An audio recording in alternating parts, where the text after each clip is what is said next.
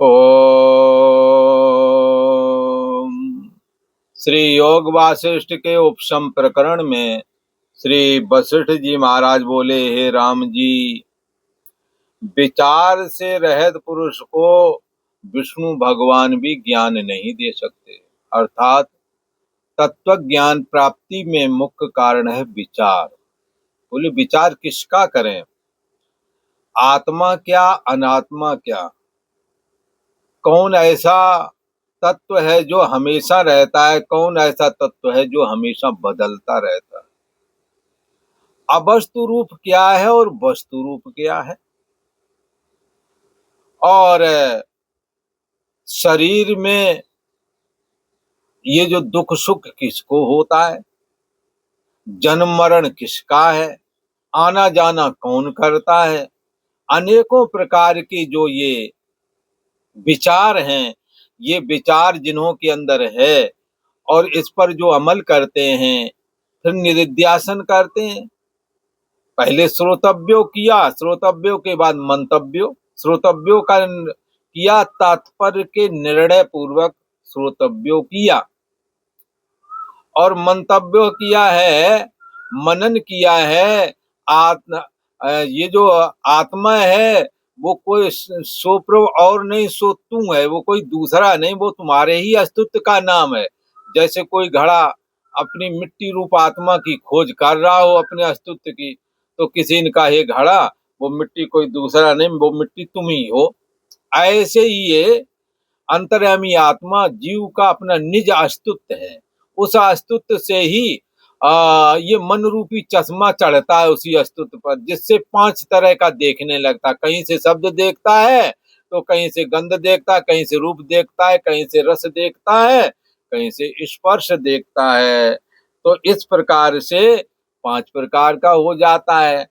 जो है और जानना पना मात्र जो तत्व था, वो 5 तरह का हो गया। शब्द जैसा हो गया, रूप जैसा हो गया, स्पर्श जैसा हो गया, गंध न होते हुए गंध जैसा हो गया, स्पर्श न होते हुए स्पर्श जैसा दिखने लगा। कैसा था? केवल अस्तित्व मात्र था, है और जानना पना, जो कि साक्षी साधना के समय में जिसका अभ्यास होता है।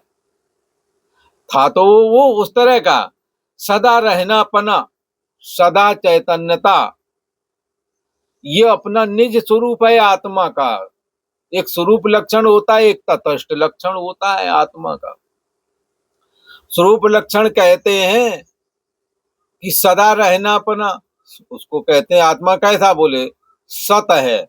सत किसको कहिए? जो विनिशय नहीं, जिसका कभी विनाश ना हो, अर्थात जो सदा रहता वो सत है।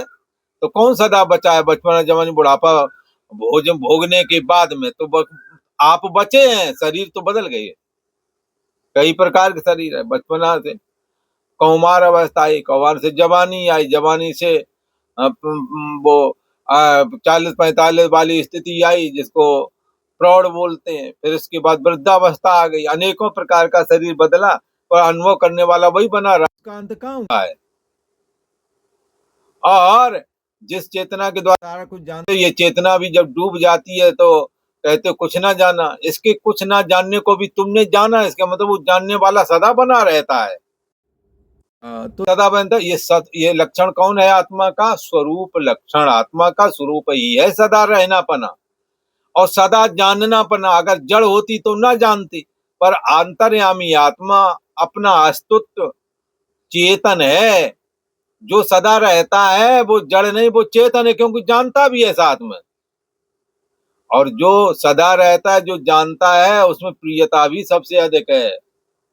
इसलिए क्या कहते हैं कि धन धन का इस विषय में कहानी है एक। क्या कहते हैं कि धन बड़ी मेहनत से कमाया, पर धन से ज्यादा लड़का प्रिय होते हैं। बाप को जो पता लगा कि लड़का को कोई बीमारी हो गई है, तो सारे पैसे डॉक्टर को दे दिए, लड़के को बचा लिया। और लड़के ने भी दगाबाजी चालू करी, अपमान कर दिया, तो लड़के को भी छोड़ दिया। तो घरवाली और तुम रह गए। बोले अब हम दो ही ठीक हैं, कोई किसी का नहीं है, संसार मिथ्या है, लड़के बच्चे कोई किसी के नहीं है। ऐसे आप बढ़िया ज्ञान की बातें करते हो, और पहले कहें कि नहीं है तो तुम नहीं मानते हो, जो कहे उसी को मारने दौड़ते हो। तो अब आपको ये बात समझ में आ गई। जब लड़के जवाब दे, एक तो बता रहे देखने हमारे को 4-5 लड़का रहे, दूसरे नंबर वाले लड़के ने एक हुद्दा मार दिया, हमारे हमारी एक पसली दर्द कर रही है। हमारे यहाँ आए थे, मैंने कहा रहने दो, राम राम करो, अब संसार ऐसा ही है, क्या करोगे। ये संसार, हाँ, चुपके चुपके रोने वाले, छिपा के रखना दिल के छाले। भला ये पत्थर है, ये पत्थर का देश है पगले, कोई न तेरा होगा।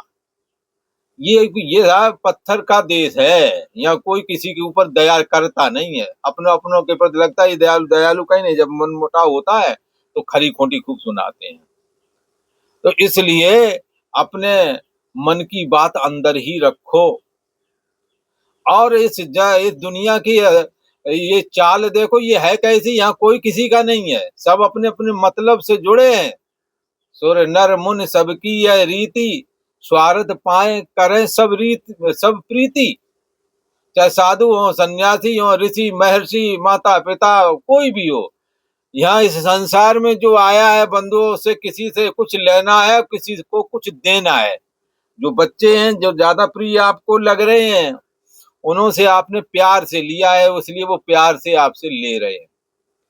और कई तो दंदा के और परेशान करके लेते हैं, तो ऐसा समझो उनसे आपने भड़का भड़को करके लिया है। जैसे पेंशन एक की आती थी, हम नर्मदा परिक्रमा के लिए गए हुए थे। ये नर्मदा जी अमरकंटक करके जगह वहां से निकली है, और बड़ी पवित्र ये नदी है, और बड़ा सुंदर जल है। नहाने से और उसका जलपान करने से भी बहुत सारे शरीर की बैलेंस जो बिगड़े होते हैं वो बन जाते हैं, ऐसा है उसका जल, बड़ी महिमा है वहां। तो नर्मदा खंड में विचरण करते हुए, क्योंकि एक रात पूरे दिन चलना होता है परिक्रमा के निमित्त, फिर जाकर के शाम को भोजन वोजन बना कर खाना पीना होता है। तो एक जगह पहुंचे तो एक ने कहा महाराज जी भोजन वोजन नहीं बनाना, अपन भोजन कराएंगे आपको। चलो भाई ठीक है। फिर उसने बताया बूढ़े ने, महाराज ये हमारा लड़का है, उस समय 5,000 रुपया मिला करती थी उसको पेंशन, तो काफी लंबे पहले की बात है। कहता ये हमारा लड़का, एक ही आधा किलो सोना बना के हमने इसे दिया है, पर ये कोई एहसान नहीं मानता है, और हमारी पेंशन ले लेता है, दस्तखत करा लेता, हमें दिखाता तक नहीं, और जब कुछ कहो तो 10 रुपया पकड़ाता है, इतना वो करता। तो ये क्या है, ये कि जबरदस्ती, बाप तो देना चाहता है तुम्हें, देगा और कहाँ ले जाएगा वो, पर आप ये जबरदस्ती से ले रहे हैं। तो आप कल को जब जन्मेंगे ना, तो ऐसे ही जबरदस्ती से देना पड़ेगा। लड़के जो है ना, कई बार ये व्यापार वाणिज्य आदि करते हैं, इनके लड़कों को देखते हैं, कई बार बड़ी तेजी से डांट डपट करते हैं पिता से, और कहते इतने पैसे चाहिए, और फिर वो मोह के बसीभूत होकर के देते हैं। फिर डांट के ही वो लेता है, और डांट खा के ही ये देते भी हैं। थोड़े कुन्न मुन्न करेंगे और उसका कहते पहले तुमने, तो वो ऐसा हड़का देते हैं, उनको बोलने की हिम्मत ही नहीं, फिर चुपचाप पैसे दे देते हैं। तो क्या है, ऐसे भी पैसे बच्चे ले जाते हैं, हमारे बच्चे बना। और कुछ बच्चे ऐसे जो मांगते नहीं है, पर पूछते हो तुम बार बार, क्यों, उसका जरूरत है, तूने कुछ कहा नहीं, और जरूरत नहीं है क्या, बोले हाँ है तो जरूरत, तो क्यों नहीं कहता, तो फिर जाकर के बार बार पूछ के तुम देते हो जाकर। ये वो लोग हैं जिन्होंने आपको प्यार से पूछ पूछ के दिया है। तो किसी को कुछ लेना है, किसी को कुछ देना है। हाँ, तो इसीलिए हम इस संसार में जन्मे हैं। विचार क्या करना है, कौन सदा रहता है, आत्मा सदा रहता है, सदा रहना पना, सदा प्रियता। तो आत्मा प्रिय भी सदा है, सदा रहती, सदा चैतन्य है, क्योंकि जानता है। इसी प्रकार के प्रिय भी सबसे ज्यादा है। जब लड़के ने दगा दिया तो अपने और घरवाली रहेगा, घरवाली ने भी एक बार गड़बड़ देखा गया, तो यह तो और ज्यादा है। हाँ, ये हम डाल तो ये पात पात है। तो जब देखा एडवांस है ये तो बहुत ज्यादा, और हमारे गड़बड़ ना यही ना करा दे कहीं, तो वह छोड़ दिया। तो क्या मतलब हुआ, धन से ज्यादा लड़का प्रिय है, लड़का से भी ज्यादा पत्नी प्रिय है, और पत्नी से भी ज्यादा, तो क्या रहो इसको नहीं रखना। वो देखा तो अपने घर जाऊँ, घर पर तेरा साथ अब हमारा नहीं बन पाएगा, तो अपने जो पहले ही थे, कई तो पत्नी आए थे, पैसे उनका गरूर बहुत ज्यादा है, तो वो खरी खोटी वो तो उन्हें सुनाना ही सुनाना है, उन्हें किसी बात से दबना ही नहीं। दाम्पत्य जीवन से उन्हें लेना देना है नहीं। जो मूल मूल पॉइंट जो पहले की महिलाओं का हुआ करता था कि एक तो सिक्योरिटी, सुरक्षा कैसे हो गए, लूट ली जाती थी महिलाएं, ये भय रहता था पुरुषों को भी और महिलाओं को। लिहाजा संगठित होकर महिला और घरों के अंदर पर्दे में रहा करती थी। खतरा ये था कि सबसे बड़ी बात यह है कि बाहर निकली तो अगर लूट ली गई मतलब पहले अब वो मुगलों के हमले पता नहीं क्या क्या, वो सब आप इतिहास पढ़ेंगे जानेंगे। महिलाओं के साथ बड़े अन्याय हुए हैं, इसमें कोई दो राय नहीं है। और फिर घरों में बंद होने की वजह चूंकि शिक्षित नहीं थे, इसलिए घर में भी व्यक्तिगत तौर पर भी उन्हें अपमानित महसूस हुआ था। और सभी के यहाँ हुआ ऐसा नहीं हम कहते, पर किसी कहीं कहीं ज्यादा ही हुआ है। तो खैर वो एक अलग विषय है। पर क्या है कि अब वो उसकी वजह से वो रुकी हुई थी घर में। हाँ, कि ये बाहर गए तो गड़बड़ है। जैसे लूट गदर धन की होती थी, वैसे ही बच्चों और महिलाओं की लूट गदर मच जाती। पुरुष भी बेच दिए जाते थे, गुलाम परंपरा थी पहले। बेच दिए गए तो गुलाम की कोई हैसियत नहीं, जैसा जो करेगा वैसा सब कुछ करना पड़ता। एक वो भी जमाना था। उससे डरे हुए पर्दा प्रथा और फिर महिलाओं को सुरक्षित रखा गया और जल्दी विवाह किया गया कि दो परिवार मिलकर सामना करेंगे आतताइयों का। खैर उसकी वजह से महिलाओं ने सिक्योरिटी और प्लस धन तो इस पुरुष पर ही निर्भर होकर के सारा जीवन बगैर तलाक के बिताती गई। पर अब इन्हों के पास धन आ गया है और पढ़ भी लिए हैं, तो इन्हों को वो सब मसला नहीं रहेगा। प्रजातंत्र है, सिक्योरिटी वाला एकदम मसला तो अभी भी ये फंस जाए तो उनके राम ही मालिक है कि ये दुबई जाएंगी या कौन से शहर में जाएगी। इसका भी आंकड़ा नहीं, कई तो अब दुबई उबई जैसे शहरों में और अपनी मर्जी से चली जा रही हैं। बोले एक चक्कर लगना, जिंदगी भर के लिए संपत्ति मिल जाएगी। तो ये उन लोगों के, ये हम इनका सपोर्ट नहीं करते, ऐसा ऐसा सुनने में आता है, सही या गलत राम जी जाने। पर क्या है कि तो अब क्या है, वो महिलाएं आज साथ वो उतना नहीं दे पा रही पुरुषों का जितना कि पहले देती रही। और बुजुर्ग महिलाओं ने मार खाई, सब कुछ खाए, बच्चे पढ़ाए लिखाए, दो दो तीन तीन चार चार बच्चे भी पाले और सारा जीवन भी गुजारा और सब बच्चों को पढ़ाया भी। पर आज के दाम्पत्य के लोग, दाम्पत्य जीवन जीने वाले लोग एक के बाद दूसरे को बोलते कौन पालेगा भाई, मानो ईश्वर वाला ठेका ही नहीं ले रखा है। खैर वो एक अलग विषय है। विषय यह है कि वह धन से ज्यादा पुत्र प्रिय, पुत्र से ज्यादा स्त्री, स्त्री से ज्यादा अपन प्रिय। और जब अपना पत्नी अत्नी का त्याग करके जंगल झाड़ी में रहने लगे, वहां कोई ऐसे रोग बन गया कि शरीर में दर्द ही दर्द, दर्द ही दर्द, असह्य वेदना होने लगे। तो कहने लगे हे भगवान, हमारे हमारे प्राण निकल जाए तो हम सुखी हो जावें। तो अब आप देखो, आपका शरीर, आप शरीर छोड़ने को तैयार हैं, प्राण छोड़ने को तैयार हैं, लगता है इनके पीछे कोई ऐसे तुम हो कि जो सबसे ज्यादा प्यारे हो। उसका सा आत्मा सविज्ञा, ये आत्मा है, ऐसा समझना चाहिए। ऐसी आत्मा को कैसे प्राप्त किया जाए, तो कहा विचार के द्वारा प्राप्त किया जाता है। बगैर विचार से भगवान विष्णु भगवान भी उसको ज्ञान प्राप्त नहीं करा सकते। इसलिए पुरुष का कर्म ही प्रधान है। भाग्य, भाग्य, दैव, दैव कहो, भाग्य कहो, किस्मत कहो, ये सब बाद का है। ठीक उसी प्रकार सेविंग वाला पैसा कहो, एफडी वाला पैसा कहो, ये सारे पैसे तुम्हारी अपनी मेहनत की कमाई है। और जो तुम कमाओगे नहीं, करोगे नहीं, तो वहां एक पैसा भी नहीं रह जाएगा वहां।